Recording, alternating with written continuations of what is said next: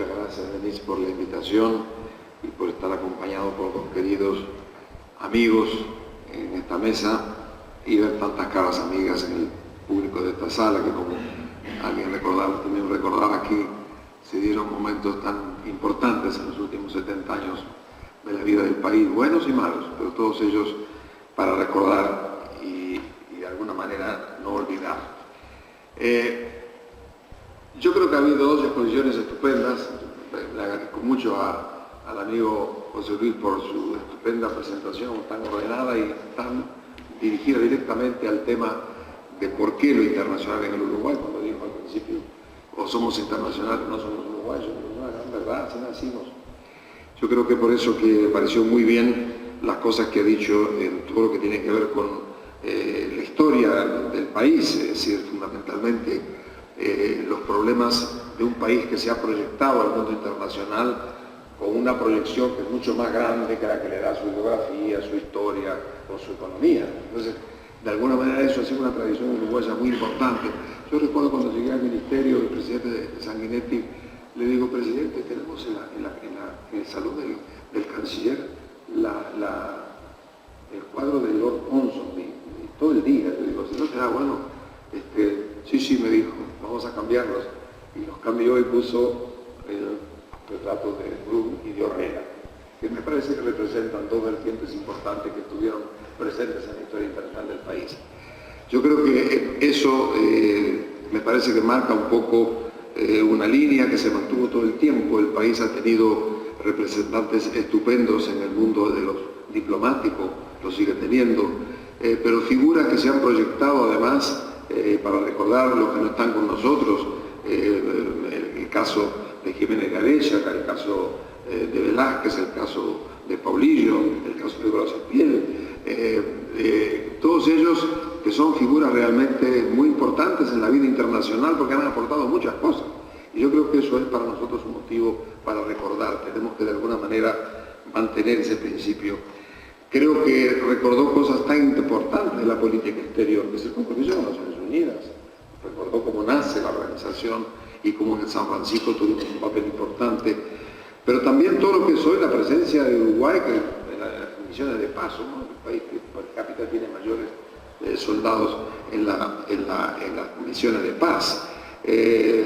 Yo creo que, por tanto, todo esto marca una presencia importante y un compromiso con las Naciones Unidas, del cual nos sentimos todos muy orgullosos. Voy a hablar un poquito ahora de las Naciones Unidas. Yo creo que el amigo Perti, con toda su autoridad y su experiencia, habiendo honrado al país con la presidencia de la Asamblea General, pues tiene y ha dicho cosas muy importantes, sobre todo una que yo quisiera recordar.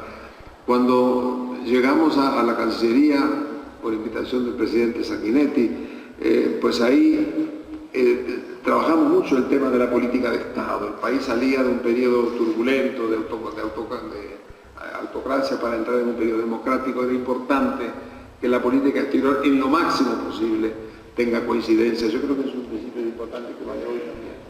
Yo creo que es muy importante, somos demasiado pequeños como para tener muchas divergencias en ciertos temas de política, que los hay obviamente, pero en la proyección al exterior, cuanto más unidos tengamos la presencia del país, mucho mejor y mucho más exitoso para poder influir realmente, como lo hemos hecho sistemáticamente en esta materia.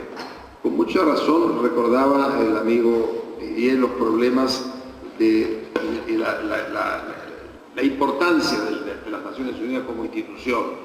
Yo recuerdo, privilegio de edad, los brasileños, yo recuerdo lo que fue el 8 de mayo de 1945, hace 70 años, ¿no? Salimos todos a la calle. Yo era estudiante en esa época del liceo, salimos todos, festejamos una semana. Además no íbamos al liceo, cosa que nos parecía muy bien. Pero me acuerdo lo que fue aquella celebración y cómo se terminó además en un encuentro multitudinario que hubo en el Estadio Centenario, donde además la profesora Nilda Müller, que era una famosa profesora de políticas musicales, le puso letra a la marcha triunfal de la ira de Verdi. Cantamos todos aquella canción, Salud, la paz feliz, que con amor venció la luz, la lida libertad. Me acuerdo todavía de lo que fueron aquellos momentos estupendo donde realmente se celebraba el final de la guerra, el logro de la paz y sobre todo esa magnífica redacción de la Carta de Naciones Unidas. Nosotros, los pueblos del mundo, decididos a desterrar para siempre, para las futuras generaciones, el flagelo de la guerra, escrita con una magnífica versión en cualquiera de los idiomas. Bueno, todo eso marcó un poco la presencia del país y la presencia sobre todo del sistema de Naciones Unidas. Yo soy muy partidario de Naciones Unidas. Yo trabajé 15 años en la organización y participé en muchos grupos de trabajo, muchas actividades, una recordaba recién Didier, que fueron todas experiencias imborrables para mí y soy realmente un gran defensor de Naciones Unidas. Y quisiera un poco referirme brevemente a este tema en los momentos que estamos viviendo. Yo creo que el sistema como tal fue en su momento un hecho fundamental, trascendental en la historia de la humanidad. Veníamos de la quiebra de una guerra brutal y de la quiebra del sistema internacional de la Sociedad de las Naciones que nos llevó precisamente a este conflicto que recuerda el mundo con tristeza y con horror. Y de alguna manera, a partir de ahí se crea esta institución y abre una enorme oportunidad a la humanidad, con declaración como la que acabo de mencionar. Pero también vivimos inmediatamente las tensiones entre las potencias ganadoras, que nos llevaron a conflictos conocidos, la guerra de Corea, los problemas posteriores que hubo con los misiles en Cuba, en fin, tantos conflictos que casi pusieron al mundo de vuelta en la tensión y además el peligro de la guerra atómica, que siempre fue permanentemente en aquella época, se nos aparecía con los horrores de las bombas atómicas de Japón como un tema escalofriante, y realmente lo era así. Pero el sistema se fue consolidando y yo diría que le debemos mucho a la paz del mundo por la presencia de Naciones Unidas en esos momentos, que fue realmente fundamental para seguir adelante en la convivencia pacífica. Ahora, yo recuerdo los que fueron, aparte de eso, las grandes contribuciones medulares del sistema, como decía muy bien Operti. La primera de todas es el hecho de darle, que la humanidad entera le da la fuerza al Consejo de Seguridad, que puede usar la fuerza de acuerdo con los artículos de la Carta. Eso es un hecho muy importante. Por primera vez le da la fuerza, cosa que ahora tenemos la fuerza dispersa por el mundo en todas las formas y en todas las maneras, el armamentismo en todas partes y lo que es un poco la violación e impunidad de la ley internacional. Pero en aquel momento fue un acto realmente de inspiración histórica muy importante en la historia de la humanidad. Como lo fue también la creación de un orden económico internacional. No se creó solamente un orden político, como fue el Consejo de Seguridad, las Naciones Unidas, la Corte de la Haya, posteriormente vendría la Corte Penal, en fin, todas estas instituciones que fueron fruto de este compromiso con la paz y un orden mundial. Pero hubo también un orden económico, el orden de Bretton Woods, que de alguna manera mantuvo este mundo en cooperación económica, con crisis importantes como la última, pero no cabe duda que Bretton Woods fue un modelo. Nosotros salimos de un principio que empezó con la Primera Guerra Mundial y terminó con la Segunda Guerra Mundial, de turbulencia de todo tipo, pero salimos con un modelo económico, nos gustará o no, pero fue un modelo económico importante. Hoy no tenemos modelo, no sabemos qué hacer, el mundo está en la búsqueda de un modelo y como todavía no terminó la crisis, va a durar mucho tiempo, yo me temo que el modelo dura bastante tiempo en poder encontrarse. Pero ese fue otro tema importante. El otro tema que yo creo que me parece fundamental destacar es el tema que de alguna manera es una innovación de las Naciones Unidas, que es el concepto de solidaridad. Nosotros éramos hijos del concepto de caridad. Las tres grandes religiones monoteístas tienen la caridad, la limosna, la sedaká, la secá, los árabes, tienen el concepto de... Pero Naciones Unidas genera el concepto de seguridad. La caridad es hija del amor, la solidaridad es hija de la justicia. Y ese concepto de solidaridad como justicia internacional es un tema novedosísimo, muy importante. Una gran innovación en la historia de la humanidad. Y de ahí partieron los organismos de cooperación, de ahí partieron ustedes en el PNUD, de ahí partieron la cooperación de los países más ricos, en fin. Todo eso forma parte de las grandes contribuciones que generó el sistema en su creación. Yo creo que de alguna manera, de alguna forma empezaron a aparecer las inmensas contribuciones. Cuando uno mira el edificio de Naciones Unidas, el edificio institucional, con todas las agencias y los compromisos que ha asumido, y lo ve referido no solamente ya al tema al tema económico que acabo de mencionar, al tema social, con todas sus distintas instituciones, los problemas del medio ambiente. Yo trabajé en el año 72 cuando se hizo la conferencia del medio ambiente. Era un tema nuevo. Antes del 72 lo que había era la sensación de la conservación, muy legítima. Pero el concepto de preservar la tierra para las futuras generaciones nace en Estocolmo y nace en la reunión de FUNE, que prepara esto intelectualmente para unir el tema pobreza y conservación. Fue un hecho muy importante.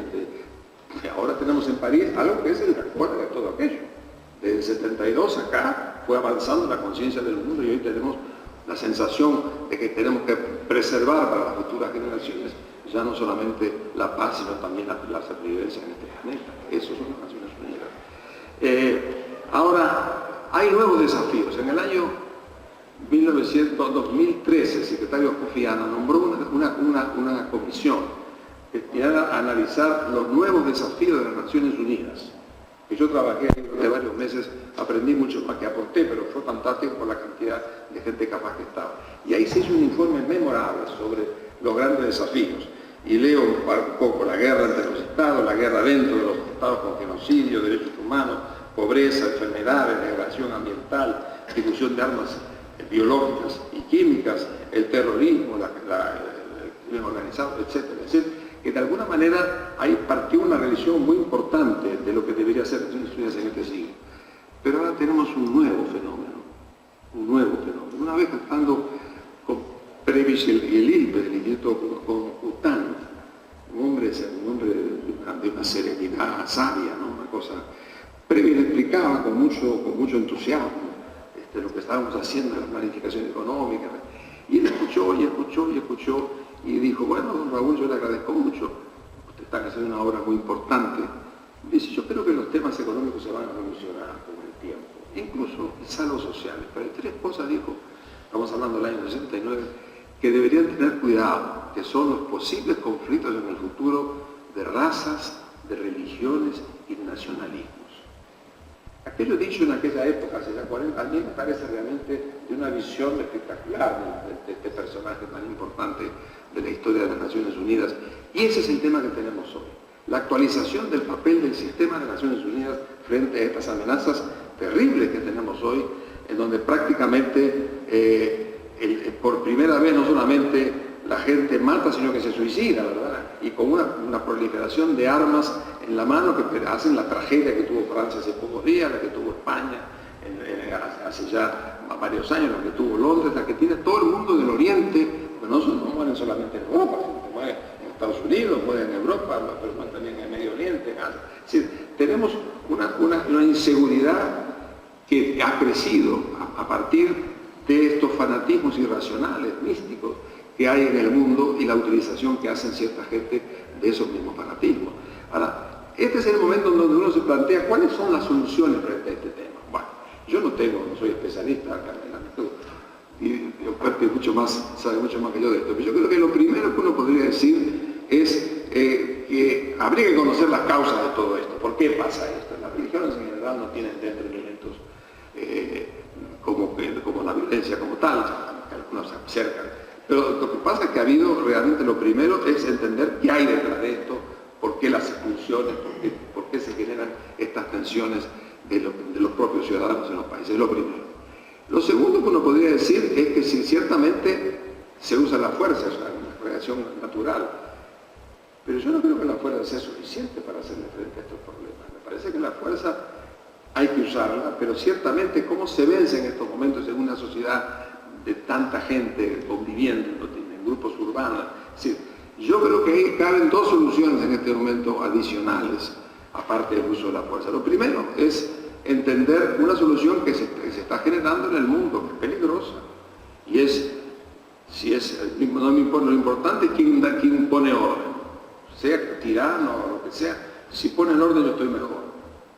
Bueno, yo entiendo que puede ser que sea así en parte, en algunos momentos, pero realmente eso no puede ser el objetivo de la humanidad. Es decir, el hecho de tener una seguridad hecha y asentada fundamentalmente en el uso de la dictadura la evolución de los precios, pues tampoco es una solución. Entonces, la única solución realmente importante es el fortalecimiento de Naciones Unidas, de un nuevo orden internacional, que por otra parte hay que crearlo, porque de alguna manera las Naciones Unidas fueron un orden occidental, en el fondo fueron los grandes inspiradores. Yo creo que hoy en día estamos viendo en el mundo el surgimiento de toda del occidente, del oriente, y estamos viendo la transferencia de poder político más importante y económico más importante en la historia de la humanidad, del occidente al oriente. Eso hay que incorporar en las Naciones Unidas, porque claramente nosotros concebimos, tenemos un conjunto de principios, de valores, que de alguna forma tendrán que ser conciliados con ese mundo que tiene otro tipo de visión. Pero hay una cosa fundamental. Si queremos una convivencia, tenemos que respetar los derechos humanos. Eso es una de las grandes cosas que hizo Naciones Unidas en una declaración magnífica, que es una de las grandes utopías de la humanidad. Yo creo que de alguna forma este tema, por tanto, de encontrar una respuesta a esto que pasa por el fortalecimiento de las Naciones Unidas, es para mí una verdad de la cual estoy profundamente convencido.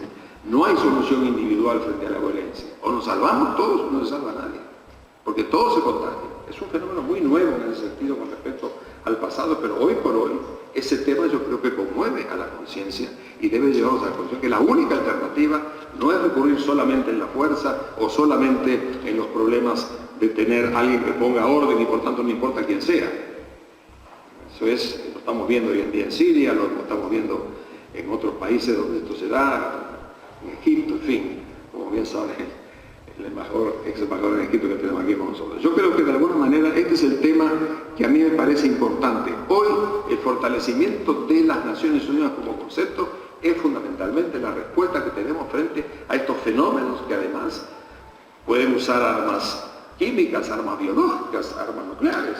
Es decir, estamos en presencia de un mundo que hay que de alguna manera entender primero por qué están pasando estas cosas y segundo, reposar en un gran edificio internacional que nos vaya realmente permitiendo administrar la violencia que tenemos en este momento en el mundo.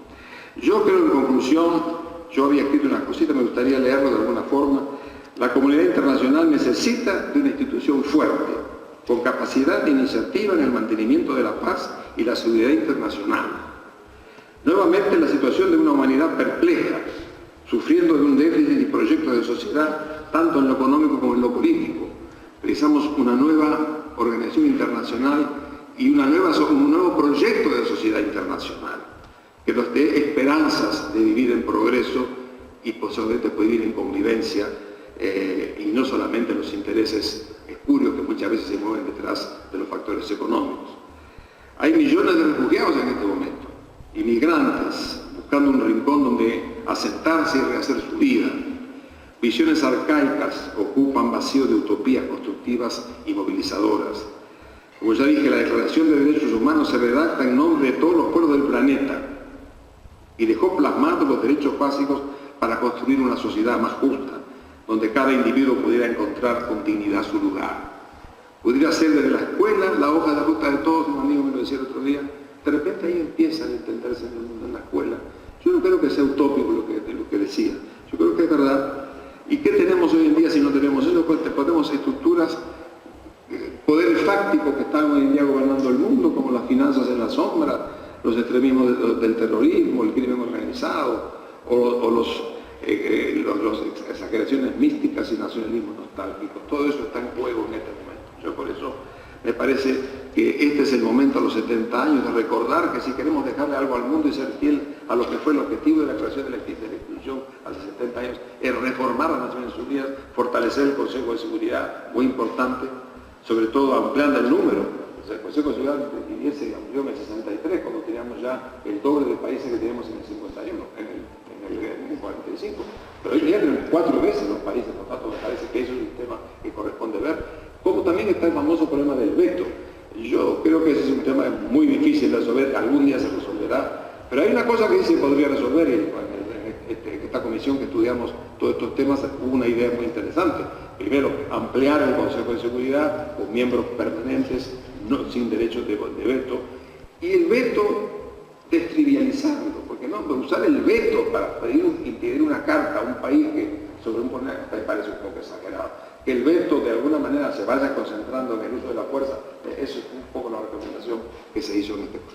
Bueno, yo quiero también decir con esto, me parece, me quiero adherir a este tema de las Naciones Unidas, más que nunca en estos momentos que utiliza la humanidad, y estoy muy feliz que mi país haya sido siempre un pionero en la defensa del sistema y ciertamente un pionero comprometido, no solamente con declaraciones, sino con la presencia de tantos uruguayos que están en la defensa de la paz en el mundo.